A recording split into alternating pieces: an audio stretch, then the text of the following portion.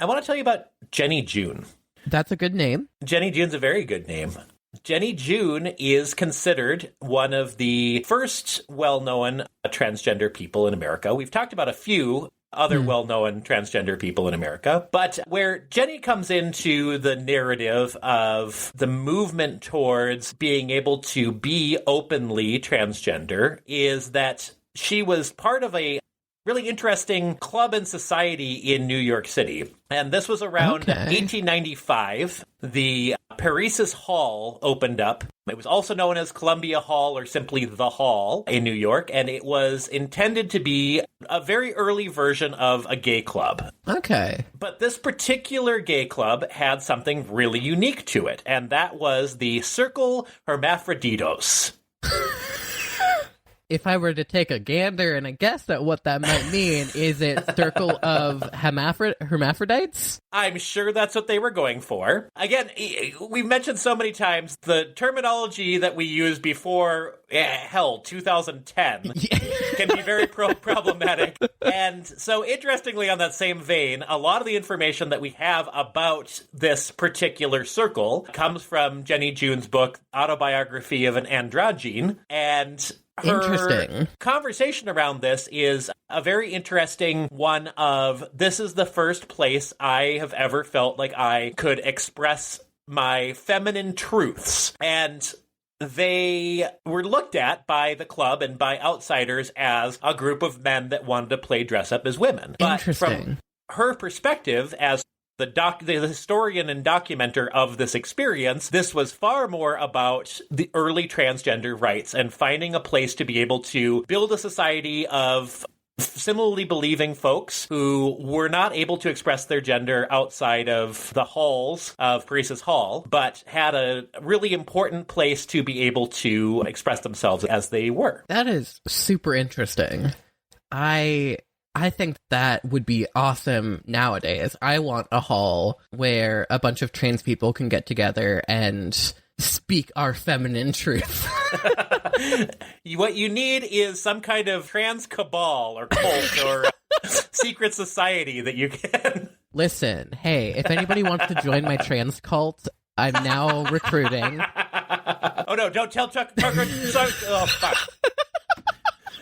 Don't tell Tucker Carlson. Fuck Tucker Carlson. Tucker Carlson, if you listen to our podcast, I doubt you do. I hate your food empire, and you can go fuck yourself. End of memo.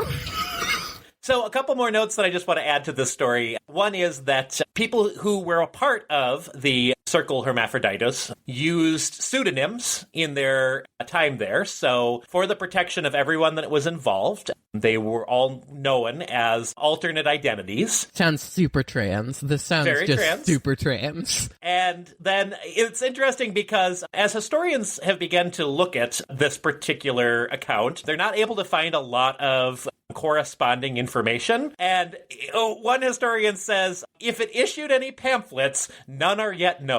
Which I think is a hilarious way to look at whether something existed or not. Did they make trans pamphlets and put them out there, or not? I would say, as a secretive club for people who were looking for a safe place to express their identity, pamphlets probably were not the first thing on their mind.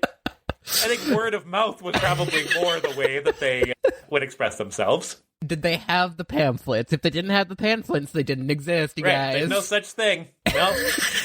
And then the final thing I'll note is, though, the existence of the circle has been backed up by transgender historian Susan Stryker, who has identified it as the first known informal organization in the United States to concern itself with what we might now call transgender social justice issues. Hell freaking yeah. I love that.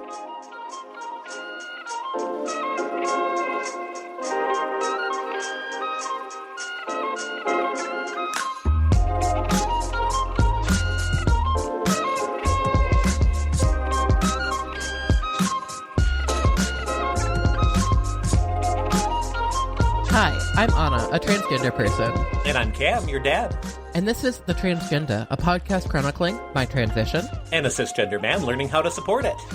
So today on the podcast, we're so excited to have 3 guests. They are representing As One, which is an opera that's going to be popping up here in October in our area. And we'd love for you to just talk a little bit about that opera. Welcome. Thank you so much. Thank you. So whoever'd like to maybe take this topic first, what is As One? As One is, first, it's really the coming of age story of an American woman. There are very few of those in opera in general. We really don't tell girls coming of age stories. And so this one is very powerful just in that sense. And in a lot of ways, the trans story is really secondary to it. And I think that's actually quite significant in that so often transgender is an adjective before a noun. And the noun in this case is woman. And that's the more significant identity in this piece, the more significant aspect of it. And I think sometimes we get so caught up in the word transgender that we leave behind this weight of the actual journey, the actual arrival. And so this piece is one that I hope that all women can relate to. And anyone who has ever been in a situation where things have been hard for them, or ever been in a situation where they have been told to be a way that they have to then work against. And basically, we are buried by the way that people tell us to behave, by the way that society expects us to be, and we uncover ourselves and break free. And Hannah is that character. She breaks free. She works beyond what it means to have to try to be perfect. She works beyond what it means to be stuck and confined and constricted. She becomes something absolutely herself. And it's not the labels. The show As One doesn't even have transgender in it. It's not a word. It's really significant that this piece is about human experience, and the trans experience and the transgender is the human experience. We are not separate from everyone else. And that is what the show does. It's not always perfect for trans justice, in that the role is often performed with cis performers, although not in this case to the same extent, as I'm sure Lucas will talk about. But it is an incredible piece for trans harmony. And what I mean by that is that sometimes you have to make strides towards understanding and towards tolerance before you can make full strides towards acceptance and complete understanding. So we're hoping that this piece means something and brings to the community of Duluth the story and a life that they may never have seen, may never have been aware of, and to say, we are not different from you are. We are the same as you. And to embrace the small ways that we are different without completely abandoning the fact that we are more similar than we are apart. That's really powerful. One of my favorite parts about the show, and the reason that I keep coming back to it, it's in 3 parts. And the first part is about Hannah's young childhood from like age 12 through teenage years. So you get a little bit of puberty stuff in there, but also just general teenage struggles, which I think anyone can relate to. The middle section is Hannah coming into her own and really finding out who she is, and then taking those steps to really become herself, and doing that somewhat separate from her family. There's a really beautiful scene where she writes to her parents that she's not going home, and it's because she hasn't told them yet about her coming out. And so that's also something that I feel like a lot of people can relate to, a moment where you come into your own and make decisions like for you and for what's in your best interest and for the type of person that you want to be and how you want to live in the world, regardless of how your upbringing told you you should be. And then the third part, which I think audiences here in Duluth are going to adore, is Hannah goes on a mission to find herself, and she goes to Norway. So I know it's a little bit ridiculous because what trans has the money to go to Norway? It's an opera. In this story, she goes to Norway. She goes to nature. She goes out on a lake. She goes into the woods where she's relieved of these social constructs and these pressures. And she gets to be herself and find like this really steady and deep peace and joy in who she is. And I really hope that people here in this nature-loving community can also kind of identify with that element as well, that how healing nature can be, because it takes us away from all the excess noise of society. That's amazing. So that's what I like about the structure of the piece. So I'm not as familiar with opera as I would like. I'm a theater kid in my heart, but opera is not a place that I have put my own performance time. Is there something about opera that lends itself to this kind of storytelling? Or what is it about opera that makes this work?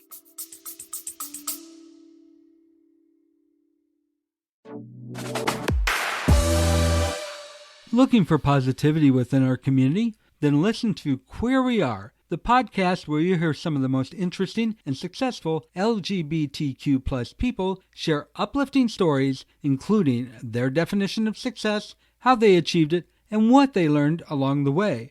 Guests include celebrities, activists, politicians, athletes, and many more. Click the link in the show notes and check us out, or go to queerweare.com.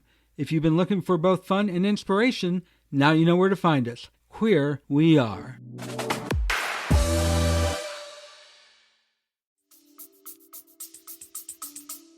Opera.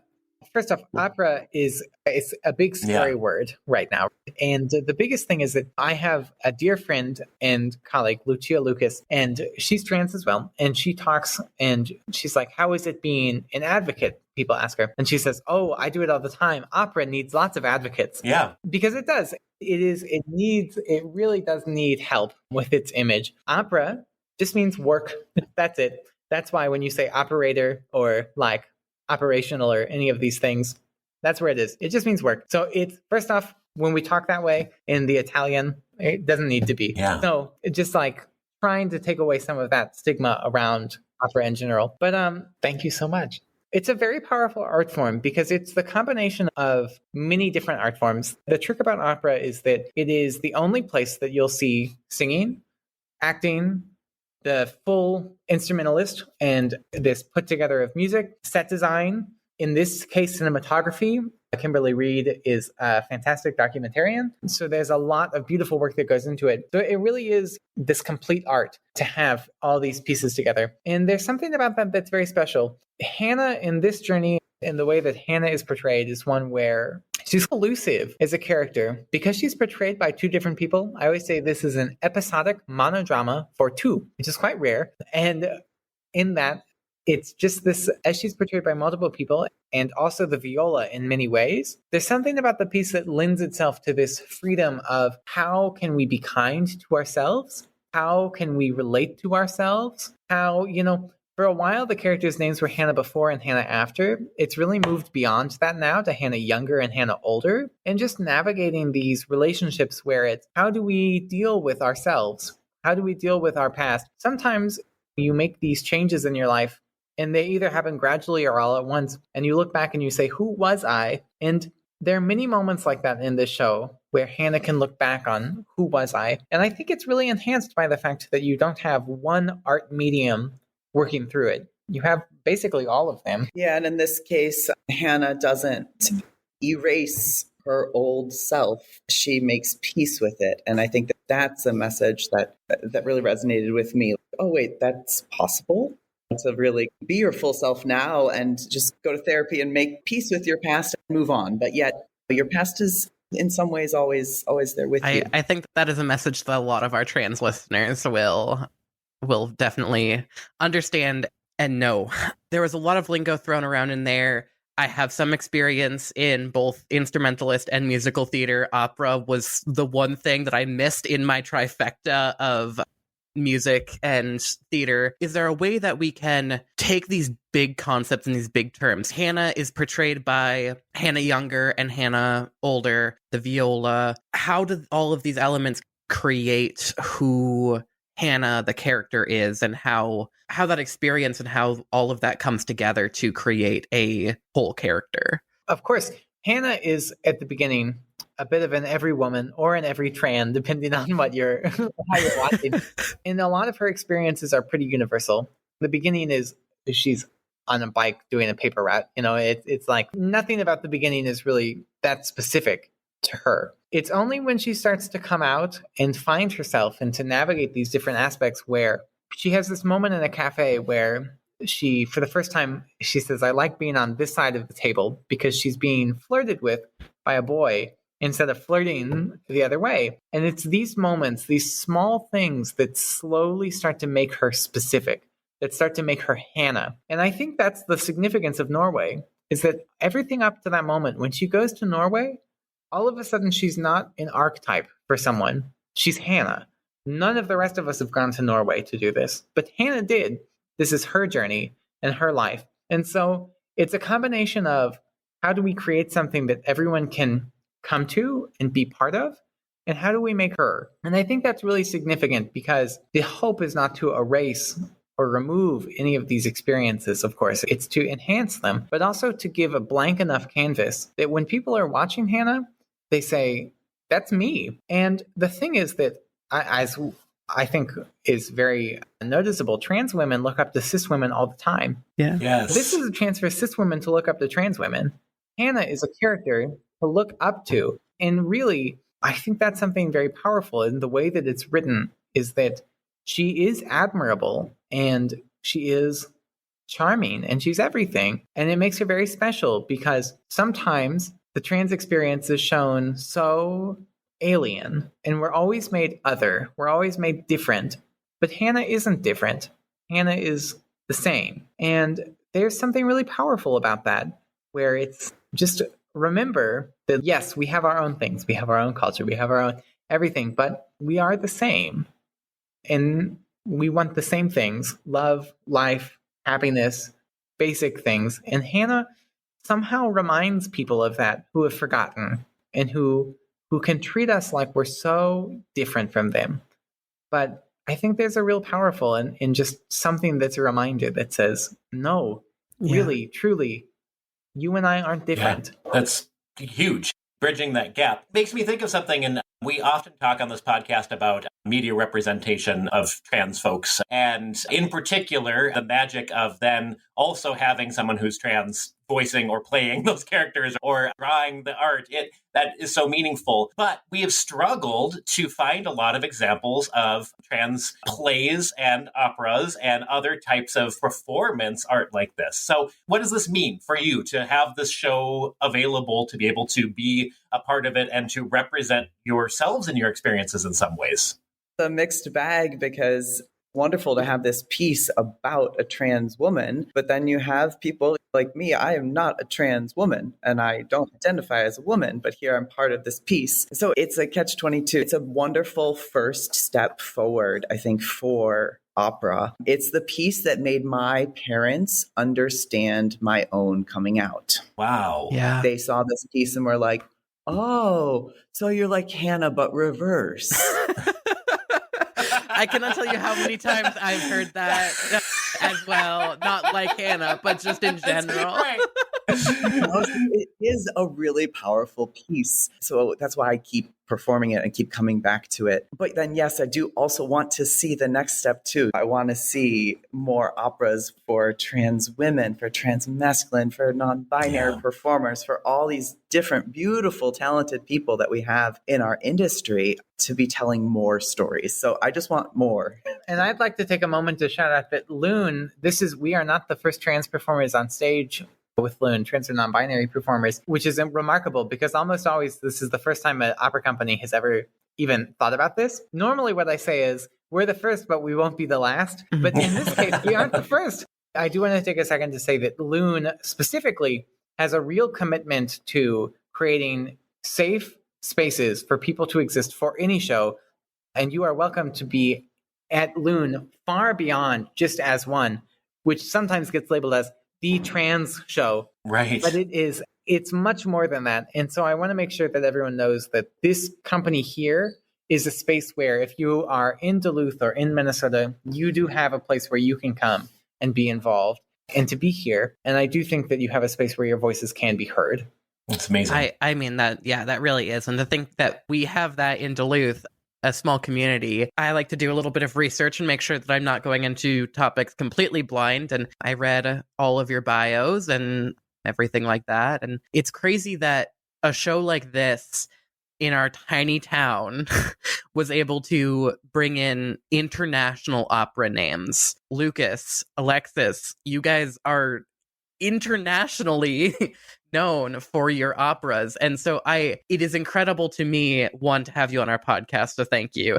But two, to know that you are in the city that I grew up in, middle of nowhere by Lake Superior, and performing this incredible show. I do really want to know, the three of you are trans, as I understand it. How has your experiences in, especially this show, but overall changed how you might view the world? I know, Lucas, you brought up that you have been compared to Hannah, but in reverse. Have there been any other instances of that, of I'm a trans opera XYZ, and this is how it has really impacted the way I live my life? That's a big question. It is.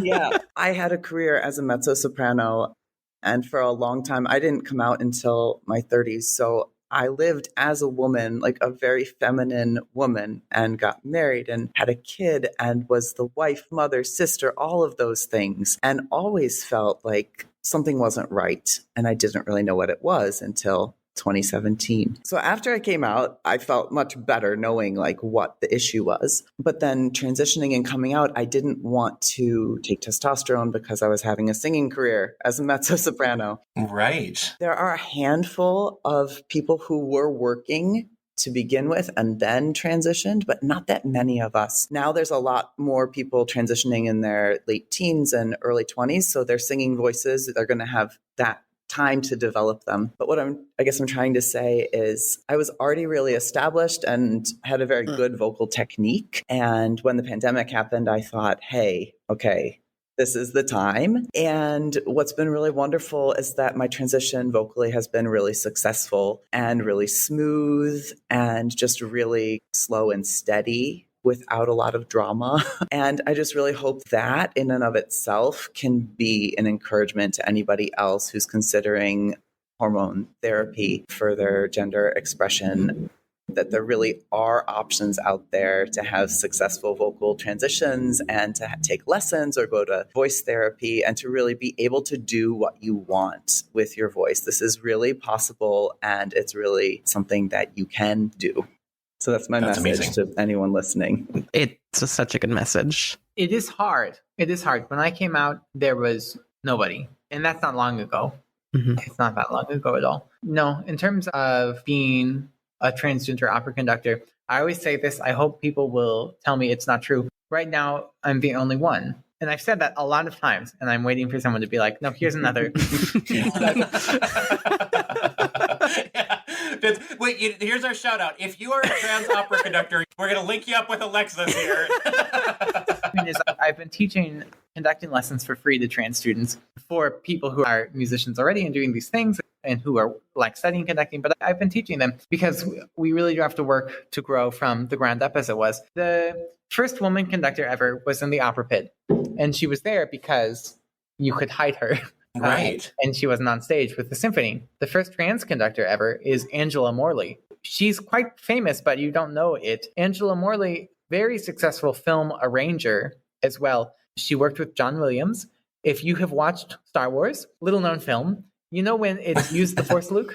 She arranged that. She's the one who Amazing. Oh, thank you for that factoid. We are huge geeks. So that's I had no idea. That's insane. Angela Morley, first trans woman conductor and an arranger. She worked with jazz band mostly, but she worked in film. And why did she work in film? Because you don't see her. You may see her name, Angela Morley, but you can't tell. There are no videos of her conducting that I'm aware of. I've never seen one. It's a tricky thing to enter into a world where there's nobody. She died, unfortunately, just before I had come out. And even if I had just come out, I would have been right into her and she'd have been like, who are you? Regardless, at this point, it's interesting. There are more young conductors and things like this are happening who are working to get in. And I hope very soon that the answer is that they are in. But it's a challenge. The thing that trans people understand is that you have to exist in a world that is actively hostile to you. It is actively hostile.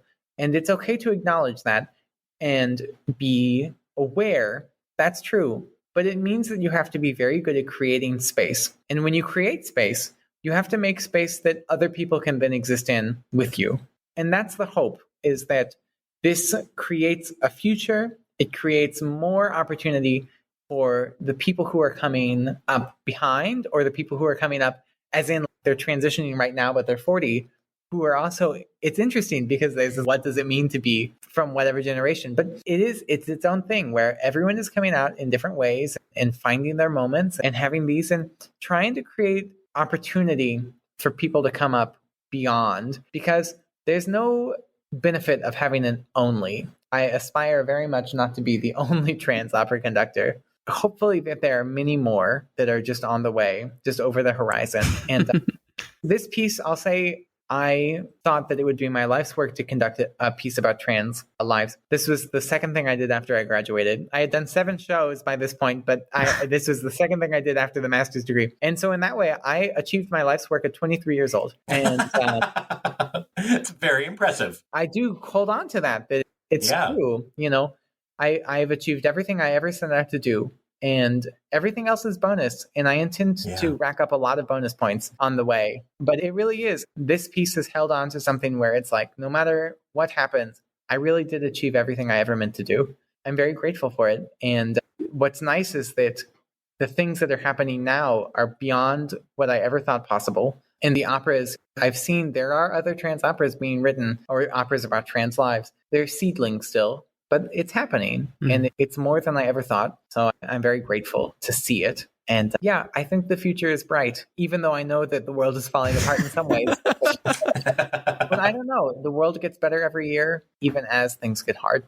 It sounds like you're doing your part to continue to make a better world through your talents, and you both are so charming. So I'm just so excited to have you here and for people to hear these messages, because it's really powerful. Have you guys considered a public speaking career on top of your opera careers? Typically with guests, I like to give them like leading questions and stuff. I just throw spaghetti against the wall and you're like, let me just eat this up and just give you so much good information. Say this really profound thing about my life. So we appreciate that. You make our jobs a lot easier when... So speaking of making our jobs easier, knowing that we're getting a little close to our time here, I'd love to know when this is happening here in town so that we can help promote you, and any other parts of this performance that you'd like our audience to know about. The performances are on Monday and Tuesday evening at the Duluth Iron... Clyde Ironworks in Duluth. Yeah, okay. Clyde Ironworks in Duluth at 7 p.m. Yes, and it should be very special. I think we were just there for the first time. I'm going to say, I love Duluth. Duluth is a fantastic city. I love, especially this week, I don't know when you're all hearing this, but this is the week of fall in Duluth right now. Everything is perfectly gold and red in Duluth right now. So it is absolutely gorgeous right now. Yeah, as one, I think it's going to be very special here, especially. You have Georgia Jacobson, who is coming back up. She is from Duluth herself. So you have local artists. We're coming in from all over the place. I'm from Chicago. Lucas is from New York. So you have this flying in. Amy Hutchison, our director, is from Chicago also. So none of us are all that far away, but we're so thrilled and so excited. I think I can speak for everyone to say to be in Minnesota now. And Lucas, I'll say one other thing is that he has been swimming in Lake Superior every day in a way. All right, Lucas. That's damn, Lucas. A badge. You're officially a Duluthian now. I'm sorry. Now that you swam in Lake Superior, we have to keep you here. It's policy. The lake will call you back no matter what. I do want to check in. Mark, we haven't heard that much from you. Is there any points to anything that we've talked about today that you really wanted to like put your brain into, any of your thoughts into? Oh my gosh. I echo your statement that Alexis and Lucas should go on a speaking tour. It's fantastic. I don't think I have anything that I want to add. I think maybe the one thing that I would add just about my own experience is navigating opera and singing as a non-binary person. It is just really interesting. And I look forward to exploring how we change what we think about voice types and the roles that are open to them. Yeah, I just throw that into the conversation. Absolutely agree. Yeah. That's huge. Think that is something that all forms of media need to really take attention to, performative and other sorts of vocalist, including medias. Because, the definition of who we are as people and what that means and what each role will carry does need to change, you know? Lucas, you are a trans man playing the role of a trans woman. And right. And Mark, you're the understudy, right, for that character, and you're a non-binary. And I do just want to say this show is supposed to subvert all expectations and still be a story about an American woman. And I think that's really cool, how you have so many people of all sorts of varieties playing this character. And things like this are changing anyway. Chicago Opera Theater, Stephanie Blythe played Don Jose. Don Jose is Carmen's tenor lover. And so anyway, she put on a beard and she came out here and said, Don Jose. Yeah. These things are happening. It was really interesting. It's great. And I mean, I'm doing Tosca coming up where, again, the tenor lover is a soprano. So going one different. And the thing is that we need to be having this conversation about the octave now. And it needs to happen a little bit with cis people, because unfortunately, when it happens with cis people, it makes our lives a whole bunch easier. Right. So it has a little bit with cis people now, so that there is this research and development, basically, to create space so that when push comes to shove, this is not a barrier for us, because it's a barrier. I see 20 years, 10 years on the horizon. And one thing that I know for sure that I'm actively working against right now, but I think that this is a reconsideration. So anything that we can do to look at recast and things like this, and not only does it give more opportunities, but we really do need to start getting answers to what does it sound like when we change the octave? What does it sound like? Could we have a baritone sing the role of Violetta in La Traviata? What would that be like? Right. Why aren't we trying? Someone should try. And so anyway, that's what's happening. These are really important things that need to start so that we're ready. And I think that's what's happening next. Yeah. Honestly, That's I just amazing. want to say I think you guys should try. I will follow you around the country and go to each of your shows as you progress this path forward for trans people and all people. Mark, this is the day Anna became an opera groupie. And like I said, I need opera to finish my trifecta. Remind people that it's not very scary, please. It's not. yes, if we get anything out of this. Yes. Listeners, please, if you are at all interested in the show, go check it out. I know that there's a lot of lingo and a lot of language that might have not been completely understandable for me even, and I am from this world. So please, it's supposed to be something that we can all go and enjoy. And I really think that if you think that the story would be something that you'd want to see, if you want to go and support these amazing people, please do. And everything has subtitles now. So you remember when everyone was watching Squid Game in Korean. Opera is basically the thing. This one's in English. There you go. The takeaway. Here's The the quote. analogy. Opera is basically Squid Game. That's gonna be in some of our merch there. That might be the title of the episode. I think you just hit it. Oh my gosh. I want to say, as we're running out of time here, I want to say one huge thank you to Alexis, Lucas, and Mark for showing up tonight and being so willing to share your stories, talk so personally, and please keep up the amazing work you're doing. It is something that is needed and is so incredible to see. Yeah. Thank you. Thank you for having us. Thank you. Thank you. If you have questions about transitioning or supporting someone who is transitioning and you'd like us to talk about it on the show, please shoot an email to questions@transgendapod.com, click on the Chat With Us button on our website, or DM us on social medias. And if you would like to support the show, you can become a patron on our Patreon. Shout out this week to Christina M. Be sure to check out our episode description for links to resources on today's topics, especially links to As One. If you are in Duluth, unfortunately, the show is no longer running. However, it runs all over the United States, and I highly recommend a listen. Additionally, we are looking for a editor, artist, and musician for help on Transgender Season 2. If you are trans, non-binary, or any of the variety of queer, please reach out to us on Instagram to be considered for one of those positions. Thanks for listening. I've been Cam. I've been Anna. And this has been The Transgenda. I love you all, except the bigots.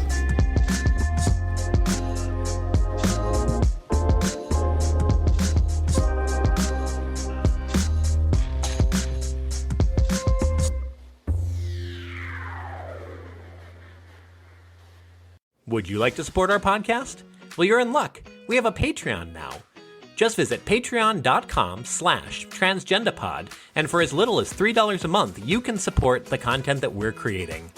And for $20 a month, you can join our Sticker Club, which provides you with a monthly live stream, a shout out on the podcast, and a sticker every month from ourselves and creators that we adore. Again, just visit patreon.com/transgendapod, and thank you for all your support.